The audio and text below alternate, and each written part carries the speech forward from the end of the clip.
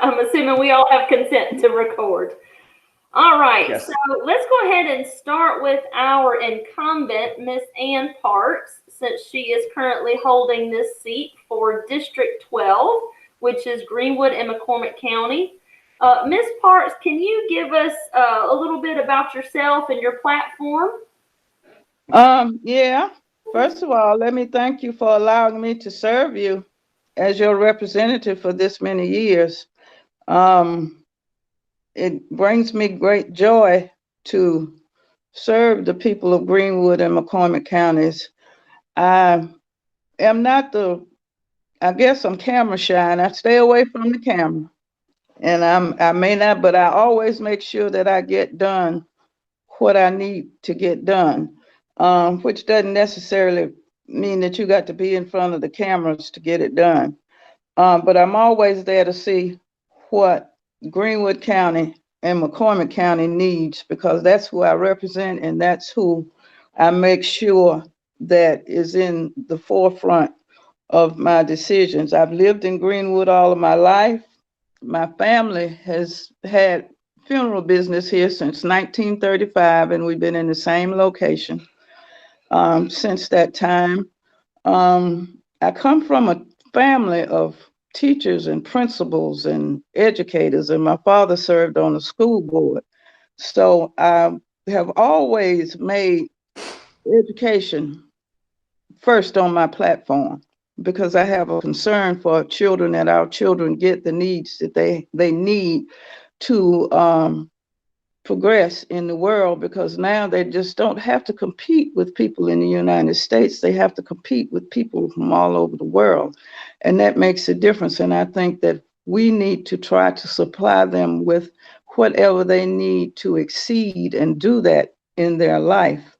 I've always had an open door policy. I don't confess to have all the answers to everything, but if there's a question that you have and I don't know it, I will find out what the answer is. And I'm just thank you for having this town hall meeting tonight. But one thing I would like to stress is that I don't want people to get confused. Now, they will not see our names on the ballot in the June primary because we are from three separate parties and we don't have any primary opposition. So we won't be on the ballot until November. So I just don't want people to get confused if they go and don't see us there during the primary voting. Um, but thank you. I don't think I have any more to say. That kind of sums me up in a nutshell. I'm not too quick to change, but I've enjoyed living in Greenwood all my life. I did go away to go to college, but I came right back, and because I was always a daddy's girl. But I just thank you all for allowing me to serve you and be your representative. Thank you so much, Miss Parks. All right, Mr. Pearman, what about you? What can you tell us about your platform? Uh, yes, and thank you for inviting me as well. I'm turning 50 this year, so I've been around a little bit while. I grew up in southeast Texas, a little town called Humble. I was born in Lufkin, Texas, and grew up in Humble. I went to college in Texas at Sam Houston State University, where I got a Bachelor of Science in Agriculture. Then I worked for about 13 years. I lived in Kansas, the center of the country, and I worked there and at another co-op in Oklahoma at the end. I was a branch location manager. And then I changed careers after I had gone back to school and got another bachelor's degree in computer information systems. And that's when I went to work in the oil and gas industry. And we ended up moving out here to help my wife's mom there at the end, which we were glad we got those last 6 months with her. And what I'm running on is I'm definitely a conservative Republican. I'm for less government and intervention, always for lower taxes. I do support school reform. And also another big one on my list is letting doctors practice medicine and not politicians. And I'm also big on term limits for all the politicians. I think there ought to be a set time that people are allowed to be in office before they could move on and let someone else come in. So I think that's my main points and kind of who I am. Well, thank you so much. Well, unless y'all have anything else, we can go ahead and start with the question and answer portion on education. So I'm going to start with Ms. Parks. Ms. Parks, what is your opinion of the state of public education in South Carolina today? Well, we need a lot of improvement. And one thing that we have worked on down in the legislature is that we do understand that we probably need smaller class sizes, but the problem there is being able to hire teachers, and to hire teachers. And the reason we have such a problem hiring teachers is our poor pay scale. So in the budget that we had just currently did, we had put in there a $3,000 pay increase for each teacher that would not be paid by the district, but it would be paid by the state. But since the virus has come, I'm not sure that it's still in the budget, because when this first started, we had to allocate $45 million to the governor for DHEC. So we are going back next week, and we will see. And now this was just in the House budget. I can't speak for the Senate, but we did have $3,000 in there per teacher to get a raise, because I think we need to make our classrooms smaller. Because if you have a disruptive student in the class, it takes away from everybody else. So if you can get smaller classroom and a little bit more help in the classroom, I think this will better enable our children to learn.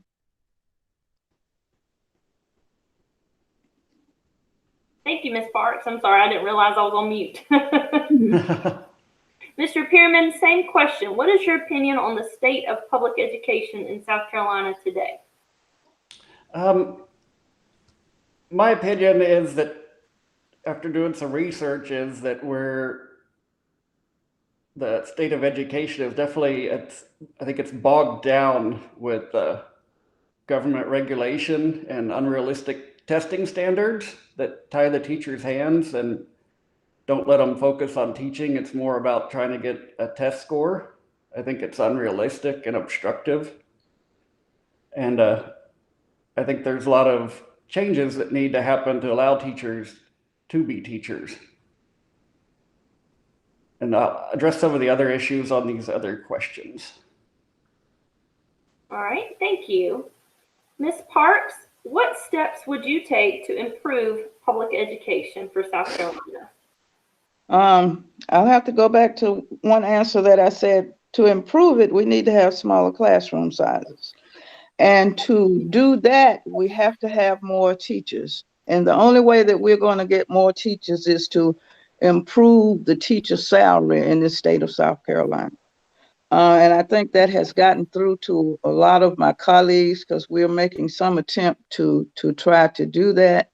And I think that we need to support what the teachers need to enable them to teach in a classroom.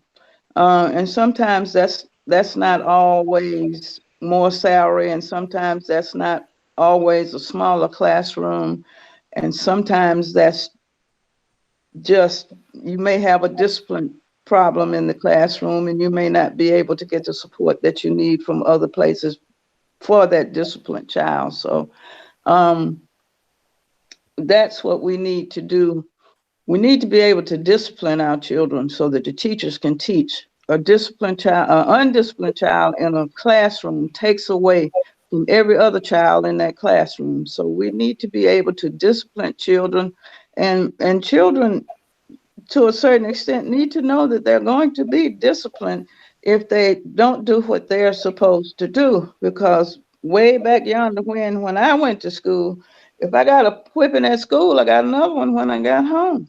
So I think discipline would be one way to start, which would enable the teacher to teach better and to teach more. Yes, ma'am. Thank you.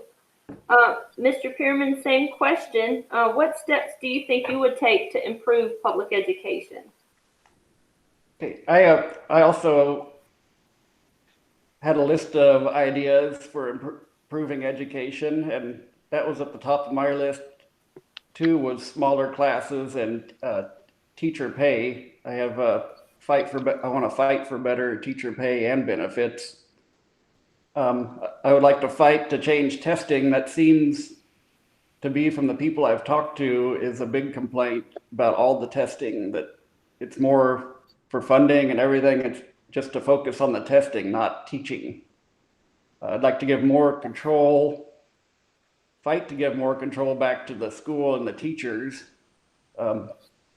That's every child's education, I think, ought to be between the teachers and the parents, not the legislature. I think along that lines, teachers ought to be able to adjust for the student's capability. Not everyone has a science brain or a math brain. They might have an art brain or a reading brain. So I'd like to see we fostered student growth rather than testing. If we could fight too to help relax the federal rules, maybe work with our U.S. senators and congressmen to see if there's any fight there from them to help that happen. The benefits with the retirement, I know, is a problem. That needs to be shored up. Teachers were promised their pensions, and that ought to be honored. Maybe even get together and discuss, if I'm elected, a way that maybe if people don't want to be on the pension, they could do a 401k or keep the pension. I mean, there's lots of options.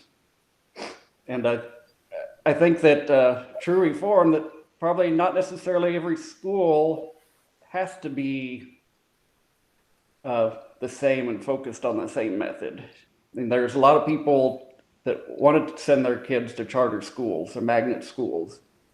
I don't see why the public schools can't be redone, where maybe if you have 2 high schools in your town or 3 or however many you have, each school might focus a little differently on what they're focusing on, rather than trying to mold everyone to learn the exact same thing. So those are some of my ideas. Okay, thank you very much.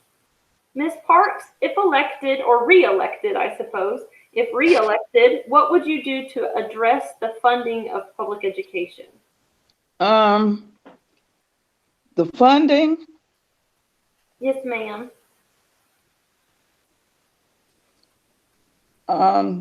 What I would do is I would think that we need to find some funding to implement some programs. And I have talked to some teachers recently, and what I'm hearing is that a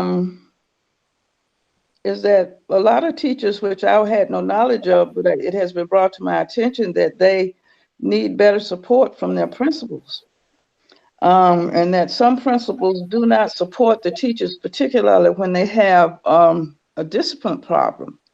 So I would like to do that. And a lot of these testing that we have comes from the federal level.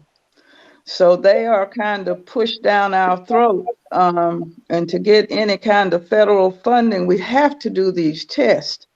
The only way I think we could get around that is to maybe if we could find some more funding for our teachers and for our schools. But I think one program that I would like to see implemented is that maybe we could work with our principals, and I can understand where the principal may stand and being afraid of being sued and being afraid of being accused of some things that they didn't do. But I think that we need to find a happy medium, because I think the principal, you're no good as a teacher if you don't have the principal to back you up. And I think that we need to try to have maybe some training, because I don't know that there's any training for principals at this point in time. But I think that we'll need to get with the education committee to see what we could come up, because I have found that teachers, not so much as wanting more salary, they want better discipline of students, or or better ability to discipline a student in a classroom. And that's hard, because it's not like it used to be. If you touch a child now, they have some of them, they want to say you did more than you did, and put allegations on the teacher, which is not good. And sometimes it's very innocent, but it turns into more. But that's what I would like to do. And of course, always wanting to see where we can get more funding for our schools, our teachers, principals, and all of them that are concerned with better programs. Because since we are going through this virus, I'm learning that we have about 5% of the students statewide that have not been heard from, because they don't have the internet, they don't have computers, and they're not able to communicate. And some parents are going to pick up the child's lessons, but from what I'm understanding, there is 5% of the statewide student population that we have not even heard from. So we have to assume that they're not getting any education during this time. Yes, ma'am. Thank you so much. And that is a very scary thought, that particular statistic. Same question, Mr. Pearman. If elected, what would you do to address the funding of public education? To address the funding of public education, I would like to investigate how and where the funds are being spent for the schools. Not just any money they're getting from the federal government, but also from the education lottery. Maybe there's a way to look at the money that's coming in for that, the millions of dollars, and redirecting it, some more of it, back to the K through 12 programs. And also I would like to look at eliminating wasteful spending.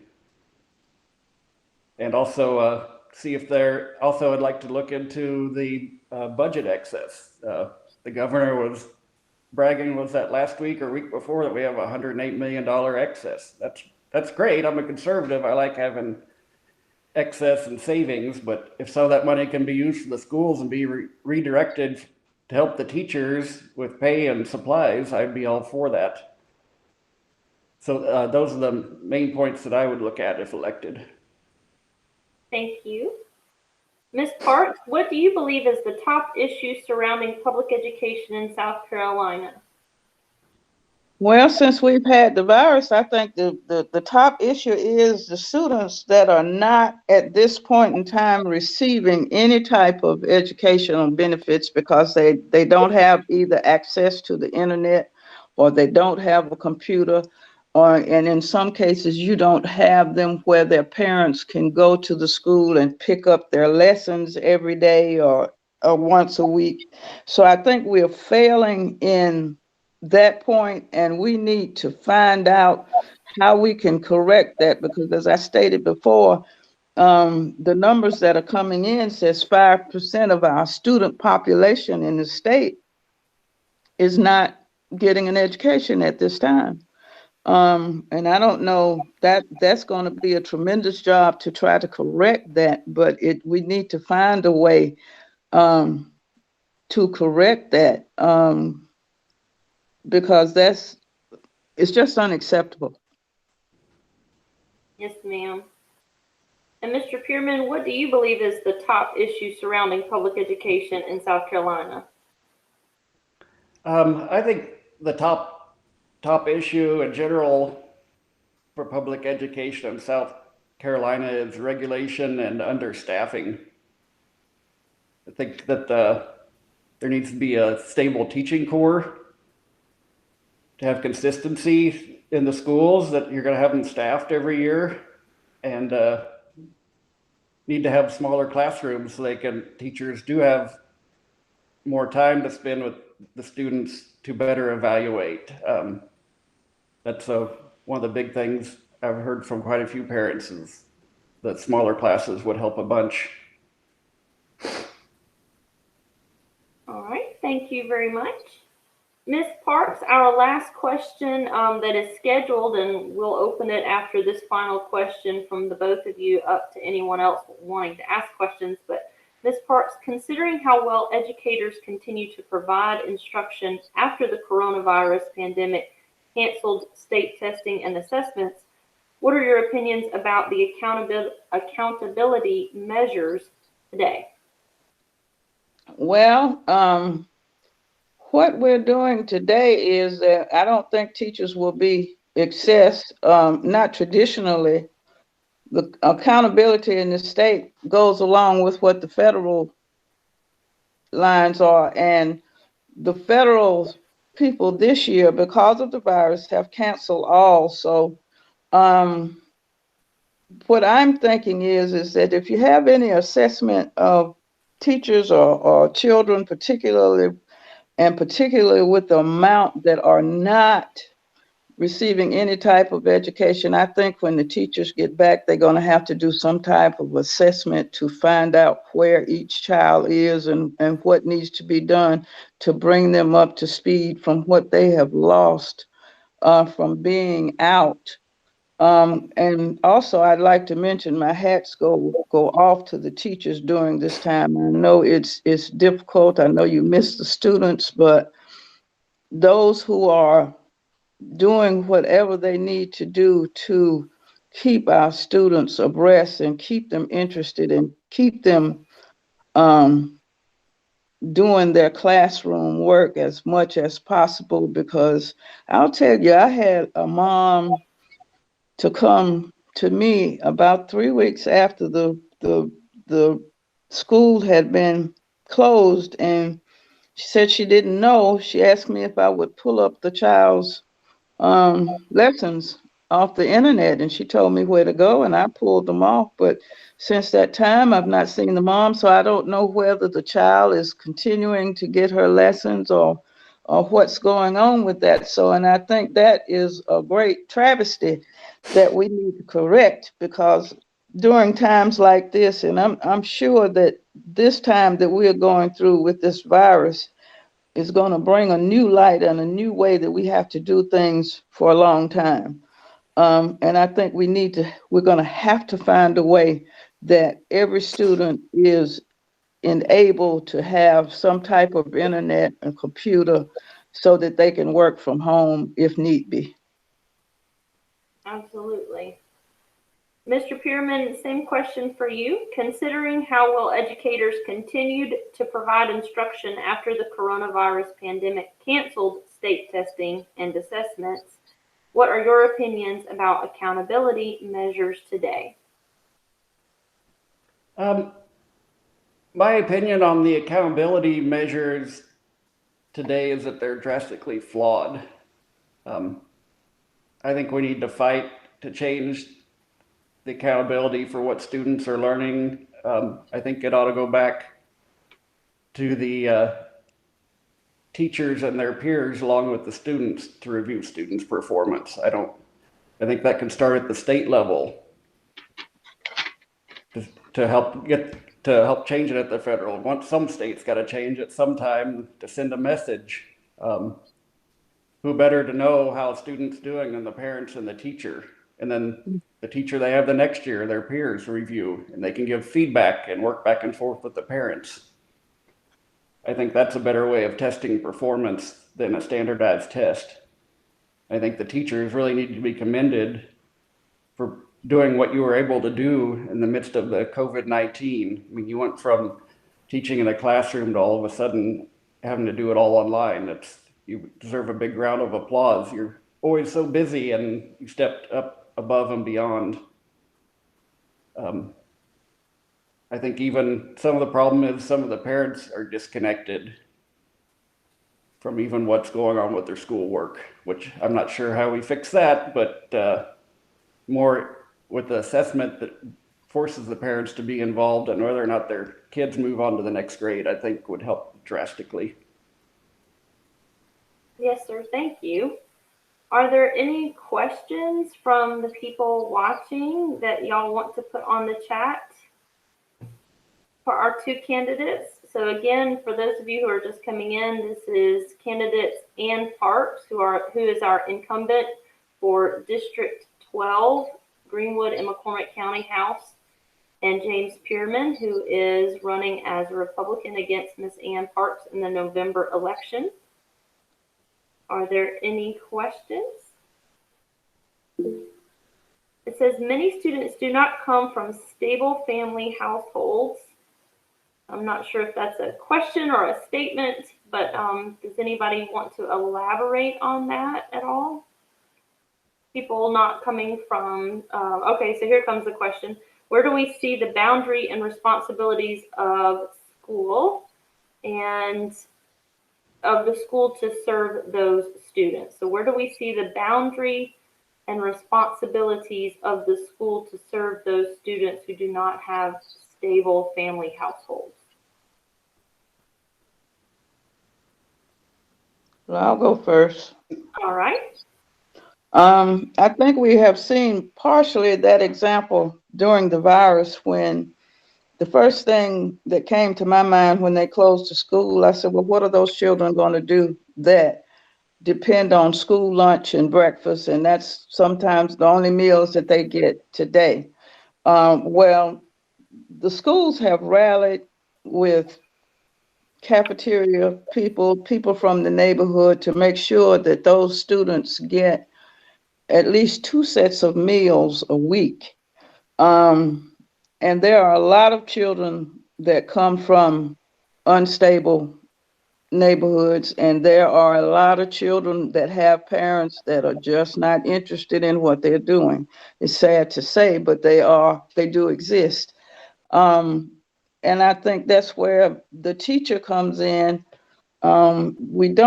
Teachers don't go out into the neighborhood like they once did, and that's been tremendous time ago.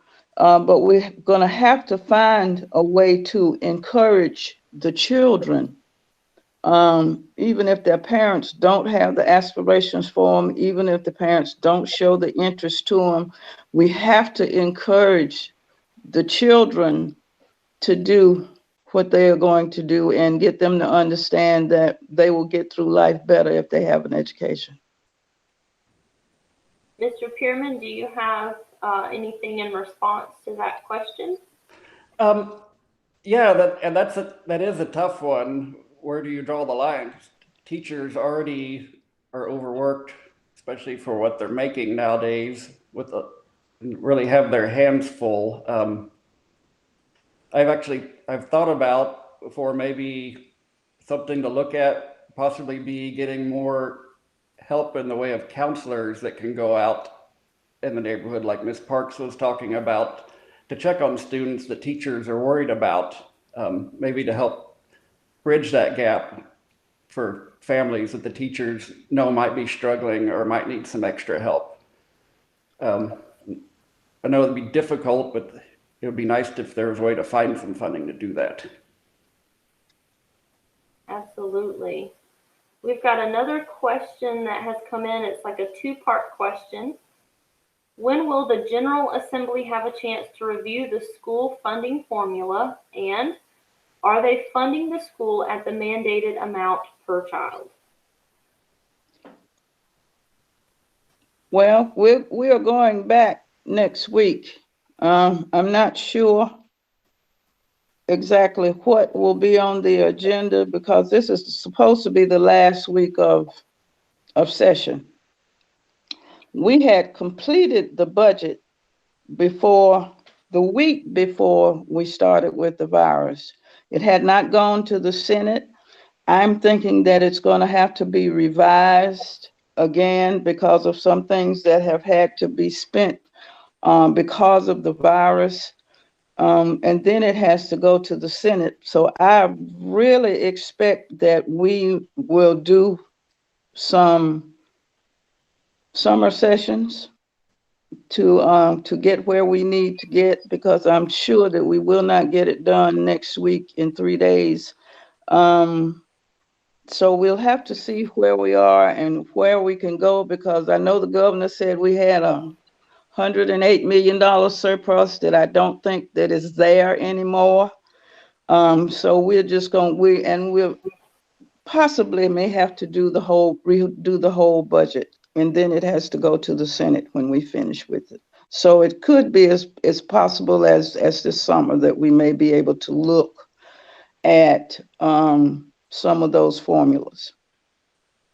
Yes, But ma'am. now before I finish,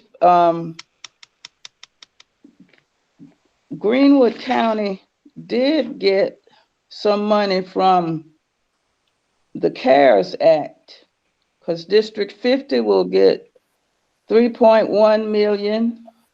District 51 will get 353,000, and District 52 in Greenwood County will get 324,000 from the CARES Act, and that is federal that they will get in addition to whatever they get from the state.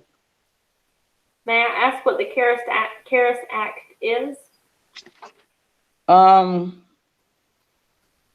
If you didn't ask me, I could tell you. I got it off of the internet, because that's a part of federal funding that's issued to the different school districts, not to a county, but different amounts goes to the different school districts. And when I read it online, Greenwood was not included in that.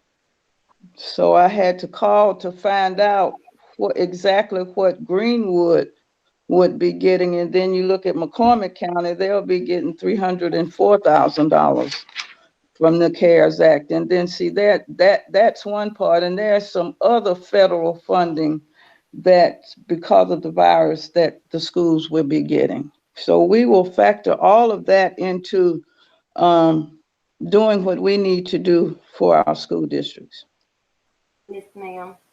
Mr. Pearman, do you have any comment regarding the General Assembly's school formula funding and mandated amount of funding per child? I do. In doing some research, I found quite a few places where I saw people talking about how old the funding formula was, from like back in 1977 or something.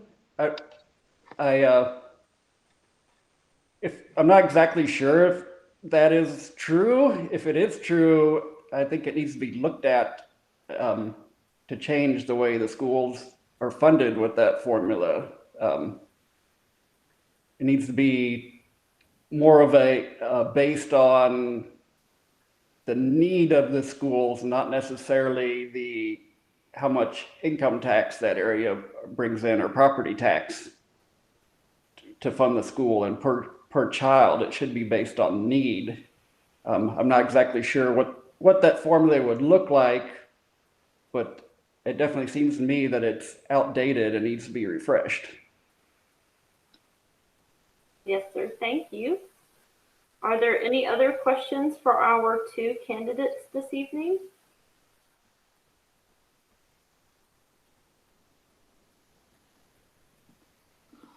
Well, again, I want to thank everyone who's been watching. This is candidates Ann Parks, who are running on the Democratic ticket, James Pearman, who's running on the Republican ticket for Greenwood and McCormick County District 12 for the House, SC House of Representatives, and they are running in November's election. And I want to thank you both so much for being on here with us. And I will definitely send you both a copy of this recording to your emails, if that's okay with y'all, and I will be playing this again as we get closer to the election. That'd be great. Thank you. Thank y'all so much. Do y'all have any other comments or questions for us this evening? Just thank you for having us today. Thank you so much, and I'm so glad y'all were able to be on, and I appreciate you taking time out of your busy schedules as well to meet with me today. I really do appreciate it. Yes. If anybody has a question after we've gone, just let me know and I'll see if I can answer it for them. Yes, ma'am. Thank you so much. Yes. Thank you very much. Thank you. I do appreciate it, and I hope y'all have a wonderful evening, and I hope y'all continue to stay safe. All right. Thank you. You too. Thank you. Thank you. Yes, ma'am. Thank you.